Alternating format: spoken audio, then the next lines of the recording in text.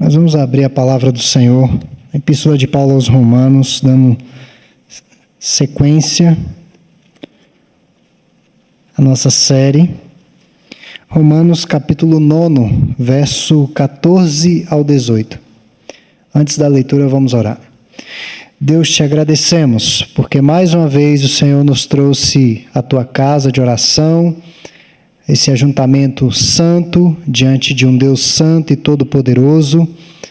Te agradecemos, ó Deus, porque já louvamos o teu nome por meio de cânticos, declarando que realmente somente o teu nome é excelso, grandioso, sobre toda a terra, sobre as nossas vidas. E nesse instante, ó Deus, em que mais uma vez olharemos para a tua santa palavra, que o teu Santo Espírito possa permear os nossos corações, trazer cativo todo pensamento, toda a atenção, as afeições mais profundas dos nossos corações, cativos à obediência da tua santa palavra. Tenha misericórdia de nós. É o que nós te pedimos, em nome e por amor de Jesus. Amém. Romanos capítulo 9, verso 14 a 18 nos diz assim: que diremos, pois? A injustiça da parte de Deus? De modo nenhum. Pois ele diz a Moisés: terei misericórdia de quem me aprouver ter misericórdia, e compadecer-me-ei de quem me aprouver ter compaixão. Assim, pois, não depende de quem quer ou de quem corre, mas de usar Deus a sua misericórdia. Porque a Escritura diz a Faraó: para isto mesmo te levantei, para mostrar em ti o meu poder, e para que o meu nome seja anunciado por toda a terra.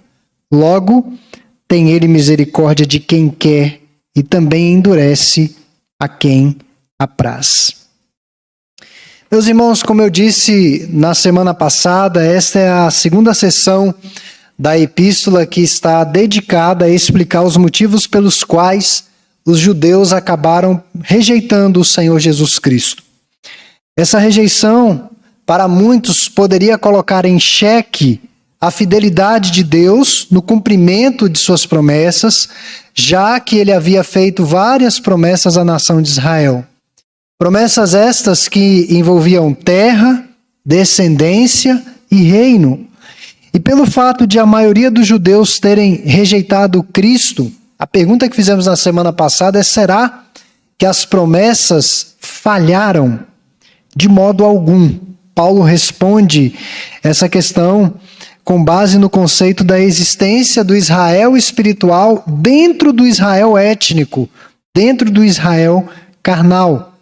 E depois de explicar que Deus não falhou em suas promessas, Paulo levanta outras questões. Não seria Deus injusto por agir assim, como ele vem argumentando anteriormente? Por que escolheu alguns e não todos? Por que escolher estes e não aqueles? A resposta de Paulo a essas indagações encontra-se na presente passagem que lemos agora há pouco. Paulo responde da seguinte maneira, e nós vamos caminhar nessas premissas. Primeiro, Deus não é injusto, porque ele tem misericórdia de quem quiser, ou de quem ele quiser ter misericórdia. Segundo, Deus não é injusto, porque ele endurece quem ele quiser endurecer, conforme lhe apraz. Então Deus escolhe quem ele quer, versos 14 a 16. Perceba que no verso 14 o apóstolo afirma que Deus não é injusto por amar a Jacó e rejeitar a Esaú. Nossa primeira reação diante dessa situação de Jacó e de Esaú ainda no ventre é simplesmente dizer que isso não é justo. Porque eram dois bebês que ainda não haviam nascido. Tecnicamente não teriam falta o pecado consciente. Eram inocentes. E Deus já havia escolhido Jacó no ventre. Então, a primeira reação humana que temos é: Deus não é injusto. Aliás, Deus não é justo. Essa é a reação humana diante da soberania de Deus. Essa é a reação da nossa limitação, do nosso coração e da nossa pecaminosidade. Deus é soberano e faz o que bem entender e não precisa prestar contas a ninguém, nem a mim e nem a você. Portanto, sobre a pergunta Deus é injusto, Paulo responde também de forma bem enfática: de modo nenhum. Por que Deus não é injusto, irmãos? Porque, sendo Deus, ele usa de misericórdia com quem ele quiser ter misericórdia. É importante sempre lembrar que Deus criou o universo, e não apenas criou, mas ele governa todo esse universo. Ele é soberano e faz o que bem entender, ele é livre. Deus não deve nada a ninguém. Eu não vou usar uma expressão aqui que é muito pesada e inadequada para o púlpito, mas Deus não deve nada a ninguém. Ninguém, ele é livre, ele é soberano, ele é Deus. Ele faz o que quer, onde quer, com quem quer, na hora que bem entender, no tempo que bem entender. Ele é o Senhor. Ele sabe o que é santo, justo e verdadeiro e bom. Nada que faz soberanamente é injusto. Obviamente que podemos não compreender, porque o finito não comporta o finito, é o que diz Luiz Berkoff, um teólogo reformado. O finito não comporta o infinito. Então, muitas vezes, nós não vamos entender, compreender o que Deus está fazendo. Mas nada do que ele faz soberanamente é injusto. E não podemos, então, atribuir nenhuma justiça a Deus por aquilo que ele é ou por aquilo que ele faz. E para fundamentar este entendimento, Paulo cita passagens do Antigo Testamento.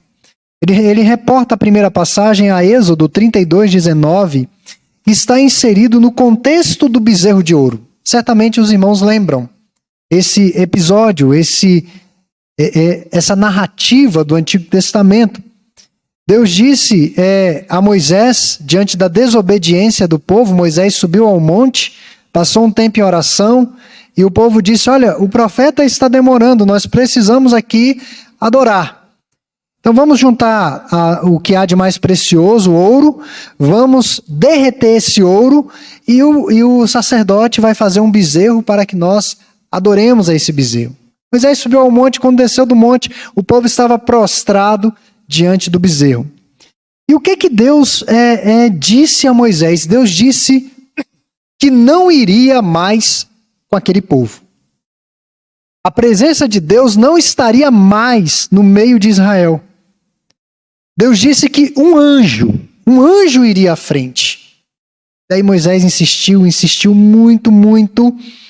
Então, o Senhor atende, diz que iria com o povo. E foi aquele episódio que Moisés disse ao Senhor o seguinte: Senhor, mostra-me a tua glória, mostra-me a tua face. A resposta de Deus à oração de Moisés está exatamente nessa citação que é feita aqui. Terei misericórdia de quem, verso 15, de quem me aprouver ter misericórdia, e compadecer-me-ei de quem me aprouver ter compaixão. Deus atenderá ou atendeu os pedidos de Moisés, não fundamentado nos méritos daquele homem de Deus, que era um homem diferenciado. Certamente o solo dessa terra não era digno das pisadas de Moisés. Um homem santo, um homem dedicado ao Senhor. Ele se tornou um herói da fé, destacado entre os judeus até hoje, como um dos grandes patriarcas, profetas, enfim, um homem de Deus. Mas Deus não atendeu os pedidos de Moisés baseado nos méritos dele, mas tão somente na sua própria compaixão e misericórdia. Até mesmo a vontade dele depende da misericórdia. E veja que quando Deus passa diante de Moisés, chama a atenção que Deus esconde Moisés na penha, na rocha, na fenda da penha, e diz a Moisés: olha, você não pode ver a minha face, porque homem algum poderá ver a minha face e continuar vivendo. Ou seja, Moisés tinha uma missão a cumprir ainda. E Moisés vê como que Deus pelas costas, e Moisés vê a bondade de Deus passando. Bondade reportando a misericórdia. Então, por nossa natureza pecaminosa, não temos esforço e muito menos vontade de nos dirigirmos a Deus. Os critérios de Deus na eleição não nos são revelados. É aquele cântico que geralmente nós entoamos: não sei o porquê que Deus me amou. Eu não sei. Eu não sei por que Deus escolhe uns e outros não. Nós sabemos o que justifica a eleição, que é a cruz do Redentor. Mas por que uns acabam sendo convertidos e outros não? Eu não sei. Eu não sei. Eu não sei por que Deus me amou, eu não sei por que Ele me chamou. A única coisa que eu sei é que eu sei em quem eu tenho crido. E eu sei que Ele é poderoso para guardar o meu depósito até aquele dia. É o que nós cantamos. Eu não sei. Esse misterioso amor de Deus. Ele tem misericórdia de quem Ele quiser ter misericórdia. Segundo, Deus endurece a quem Ele quer. Veja que verso 17, ele fala do episódio de Faraó, uma outra passagem do Antigo Testamento aqui, reportada a Êxodo 9, 13 a 16. A história da saída do povo hebreu da condição de escravidão do Egito. Deus já havia mandado 6 pragas antes dessa passagem. 6 pragas contra o Egito.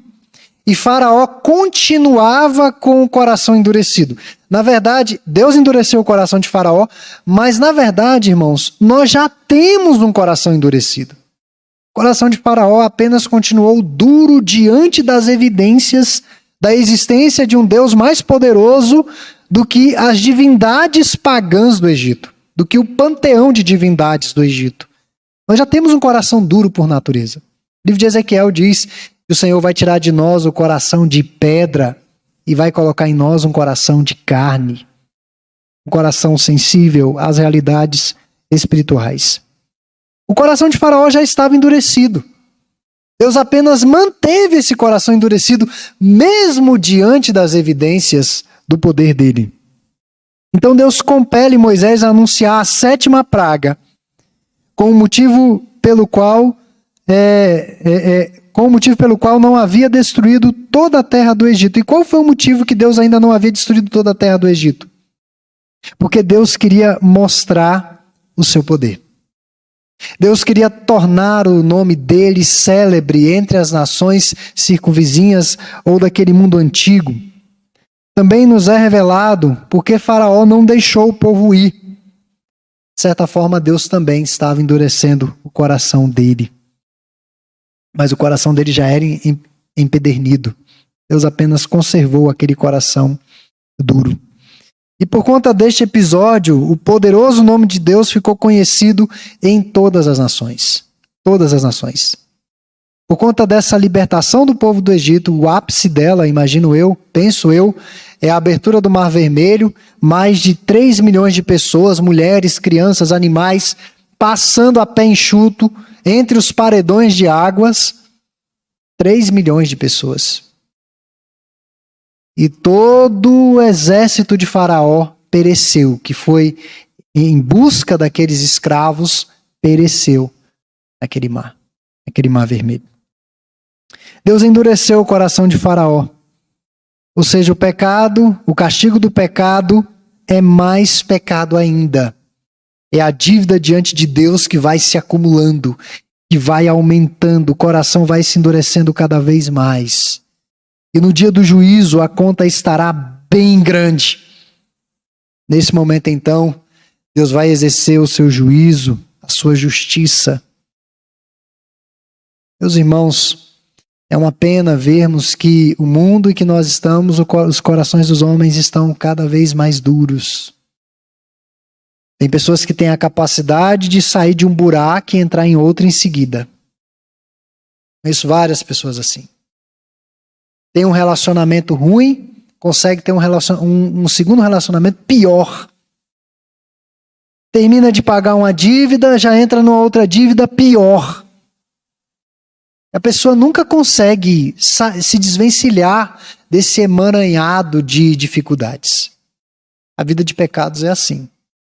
Você sai de um buraco e entra no outro. Mais fundo ainda, mais difícil de sair. E a conta vai se acumulando, a conta vai crescendo, vai crescendo. É o que Paulo já disse aqui em Romanos capítulo 1, que Deus entregou os homens à sua própria sorte. A sua mentalidade de pecados, a vida de devassidão. Deus deixou os homens à sua própria sorte. A pior coisa que pode acontecer na vida de uma pessoa é ela não desfrutar da bondade de Deus todos os dias de sua vida. Claro que todos os homens desfrutam dessa bondade em alguma medida. A chuva que cai sobre o justo, cai sobre o ímpio, os frutos deliciosos da terra são servidos a todos, mas existem certas bênçãos e favores divinos que são essenciais para prosseguirmos. Essenciais. Não adianta ter fartura na mesa e tristeza no coração. Não adianta. Não adianta ter o melhor conforto, ter uma conta gorda, ter saúde, ter vigor e a pessoa está triste, está deprimida e nem sabe por quê. Não adianta não ter o favor do Senhor. Então o faraó, por natureza, possuía esse coração endurecido. E aqui nas nossas considerações finais, irmãos, o que nós podemos depreender de lições desse texto? O ensino sobre a soberania de Deus na salvação sempre suscita críticas e reações indignadas de muitas pessoas. Isso não é justo. Por que Deus escolhe uns e outros não? Isso aí é meio que esperado quando nós ensinamos isso. Nós temos de reconhecer que é uma doutrina de fato complexa, difícil e sensível. Não é uma doutrina fácil de se lidar, não. Nós podemos até admitir que não entendemos muito bem essa doutrina. Muitos até entendem e não concordam, não aceitam. Mas nós não temos condições de dizer que essa doutrina não é bíblica. Ela é completamente bíblica. Ela está presente de Gênesis a Apocalipse. Ela salta nas páginas das Escrituras. Essa doutrina da eleição. Não tem como escapar disso daqui. Deus escolheu uma nação dentre tantas.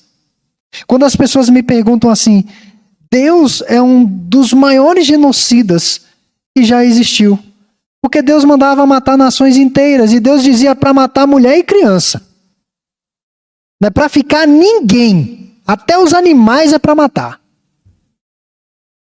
E os irmãos lembram que teve situações que eles cresceram os olhos nos animais, ou até mesmo nas mulheres, e pouparam e vê o juízo de Deus? E muitos questionam, mas pastor, é um absurdo o que Deus fazia no Antigo Testamento. É o mesmo Deus. Isso aí é a doutrina da eleição. Deus havia escolhido um povo para si. Israel era o povo de Deus. Aquilo dali é um prelúdio do que vai acontecer na consumação dos tempos. Lamentavelmente, aquelas pessoas que estão com seus corações empedernidos, endurecidos, onde estiverem, elas serão alcançadas pelo juízo de Deus. E serão muitos, milhões, bilhões de pessoas. Então, o Antigo Testamento é apenas sombra de algo muito maior que está por vir, para acontecer. Então podemos até não concordar, talvez não entendamos essa doutrina, mas é bíblica. Não tem como dizer que ela não é bíblica. Nós aprendemos com essa doutrina que ela nos humilha diante de Deus. Dependemos da misericórdia dele para todas as coisas. Percebam aqui os irmãos que verso 16 diz, assim pois não depende de quem quer ou de quem corre. Não depende da sua vontade, querer definitivamente não é poder, isso é uma falácia de coaches ou de pensamento positivo. Querer definitivamente não é poder. Então não depende de quem quer, não depende de quem corre, não depende do seu esforço, mas depende do quê? Mas de usar Deus a sua misericórdia. Se você quer algo bom, se você se empenha em algo bom, é porque a misericórdia de Deus já está te envolvendo e te compelindo. Eu vou usar só um exemplo. A oração. Tem crentes que conseguem orar todos os dias, mas não na mesma intensidade e na mesma qualidade. Você sabe que precisa orar, você sabe que precisa buscar Deus. Mas tem dia que é tão cheio, tão complicado, que você não consegue dedicar a mesmíssima intensidade. Há uma falha aí. Você quer, você sabe que é importante, mas outras coisas preencheram o seu tempo naquele dia. Você ora, mas não naquele mesmo vigor. Depende de Deus usar a sua misericórdia. Até mesmo para nós o buscarmos, orar.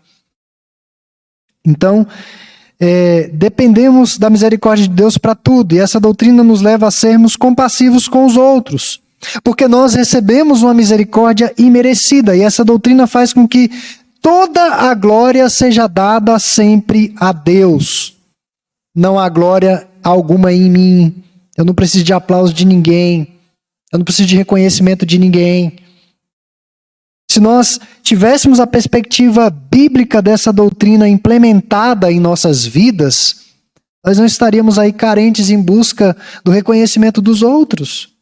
Porque se fazemos algo bom é porque Deus nos deu graça. Deus manifestou misericórdia e nós conseguimos fazer. A glória, portanto, é dele. Não é minha. A glória é dele, toda a glória é dele. Sempre a glória é do Senhor. Meus irmãos, tempos de vulnerabilidade exacerbada que nós temos vivido. Um vírus invisível que as pessoas não veem.